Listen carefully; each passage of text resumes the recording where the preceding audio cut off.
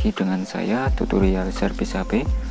Kali ini saya dapat servisan Redmi 2 dan Infinix Hot 4 ya.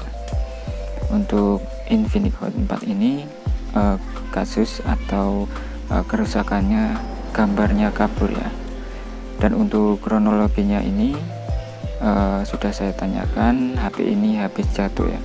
Setelah jatuh gambarnya jadi seperti ini ya, kabur dan buram ya. Nah, ini saya tekan-tekan tombol power, dia itu berganti warna ya, warnanya itu menjadi negatif ya, dan gambarnya itu kabur ya. Dan untuk Redmi 2 ini saya terima dalam keadaan mati total ya. Dan untuk kronologi HP Redmi 2 ini, kronologinya ya, di sini HP ini dibuat game ya, lalu tiba-tiba mati total ya. Di sini saya coba cek baterainya menggunakan desktop digital, ada tanda baterai ya, masih penuh 75% ya. Lalu saya akan coba tekan tombol power lagi, hasilnya tetap ya, mati total ya. Dan waktu saya cas juga tidak ada respon ya. Lalu saya akan cek menggunakan power supply untuk mengetahui asumsi arusnya ya. Dan setelah saya tekan tombol power, HP ini gantung 0,1 ya. Jadi untuk kasus yang seperti ini bisa kita rehoot ya. Kita rehoot IC power atau CPU nya ya, kita panasi menggunakan blower. Biasanya kasus seperti itu kita rehoot bisa nyala kembali ya, karena kronologinya buat main game tiba-tiba mati ya. Oke, di sini saya akan bahas Infinix Hot 4 nya ya. Di sini saya akan coba buka Infinix Hot 4 nya dulu. Di sini banyak sekali ya untuk Infinix Hot 4 nya, baut-bautnya ini banyak ya.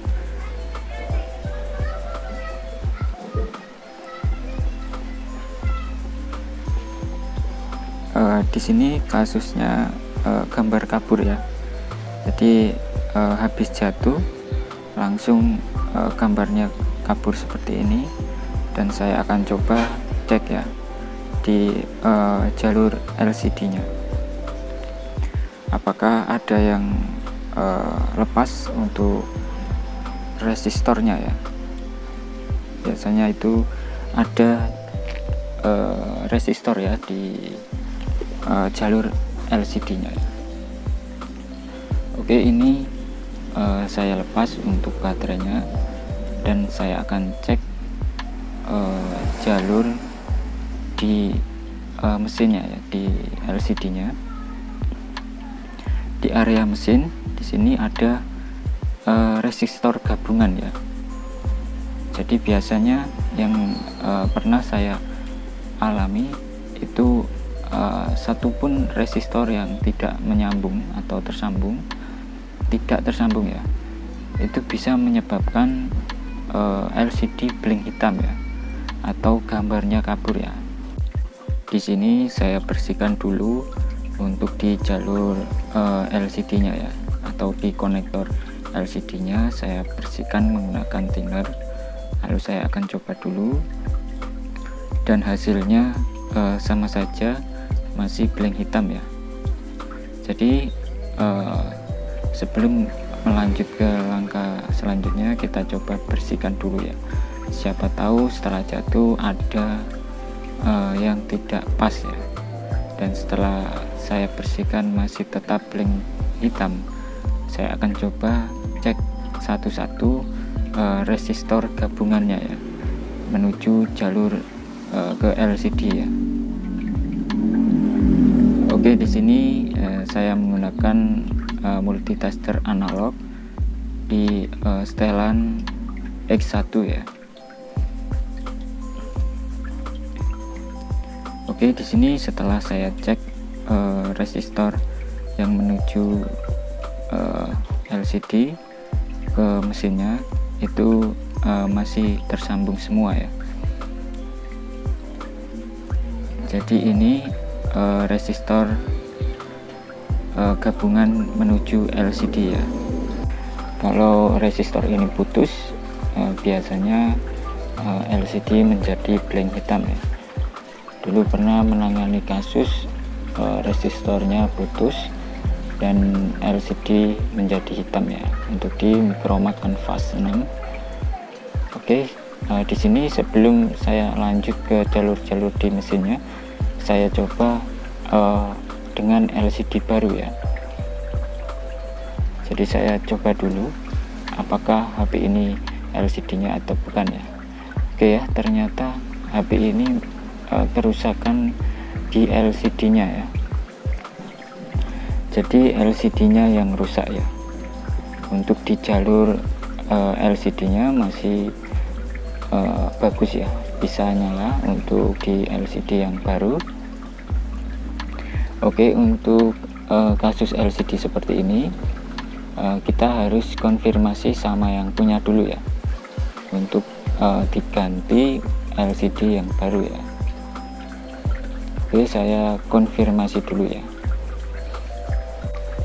Oke, setelah saya konfirmasi sama yang punya dan deal minta diganti LCD-nya, lalu saya akan lakukan penggantian LCD-nya ya. Oke, di sini saya lepas, masih ada bautnya. Oke, di sini saya akan bongkar mesinnya ya. Di sini kita sobek saja, tidak ada jalur ya. Lalu kita lepas semua fleksibel yang masih terhubung ke papan PCB-nya ya. Oke, di sini penggantian LCD Infinix Hot 4 ya. Oke, ini untuk melepas baterai di Infinix Hot 4 ini tinggal kita tarik ya, kalaupun bisa ya.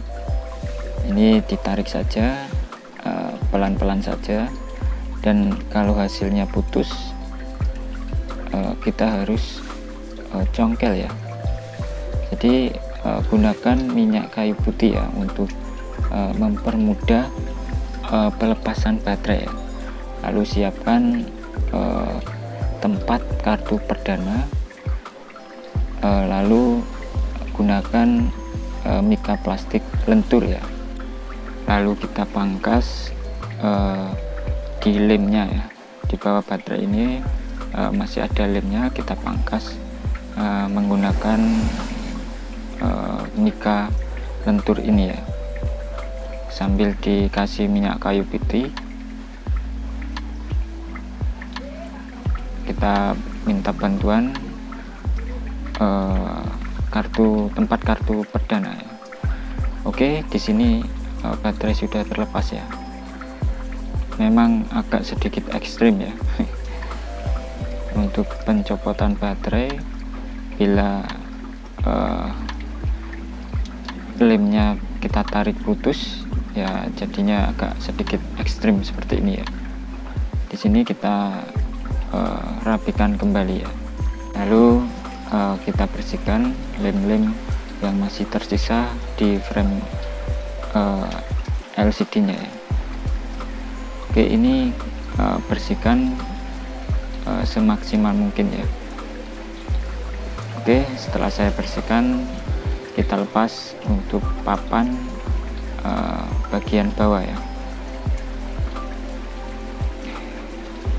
Oke, di sini masih dilem ya. Untuk papan bagian bawah ini dilem pabriknya. Lebih mudahnya kita panasi menggunakan blower ya, biar lem itu menjadi lunak dan gampang kita melepasnya untuk papan PCB bagian bawah ya. Oke, di sini kita lepas semua karet-karetnya. Lalu saya akan langsung mencopot LCD fullsetnya ini ya, menggunakan blower. Di setelan panasnya itu biasanya 3 saya, dan anginnya 4-3,5 ya. Lalu kita congkel menggunakan pelepas touchscreen ya. Ini bisa dibeli di toko spare part, mereknya Mekanik ya. Lalu kita gunakan mika plastik ya untuk melepasnya, biar LCD dan touchscreen-nya tidak pecah ya.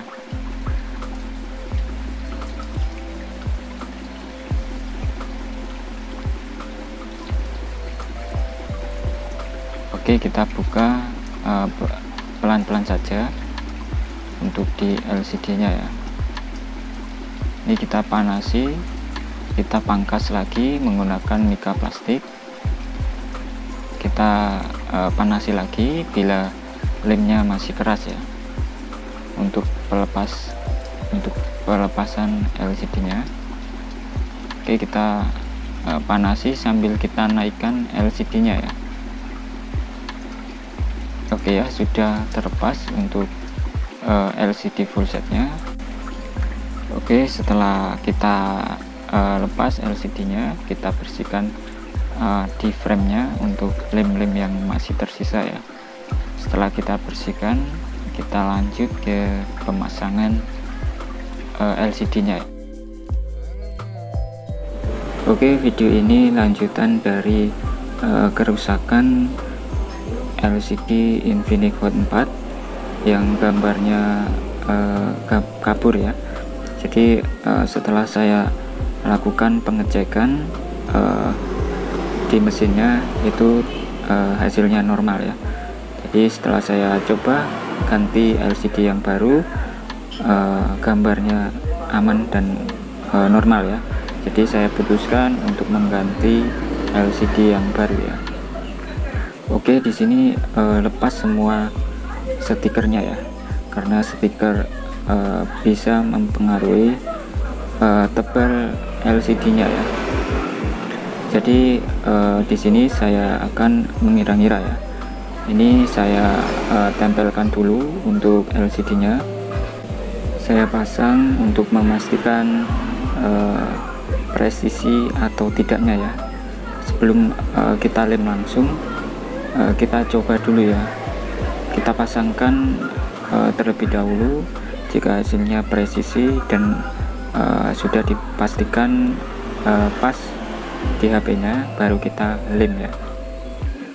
Di sini saya lemnya menggunakan lem T7000 ya, warna hitam. Berhubung HP-nya warna hitam, saya kasih yang hitam saja ya. Oke, di sini kalian lem ya. Setelah dilem, biarkan 1 menit ya, agar lem itu sedikit kental ya. Setelah 1 menit, kita pasangkan LCD yang baru ya.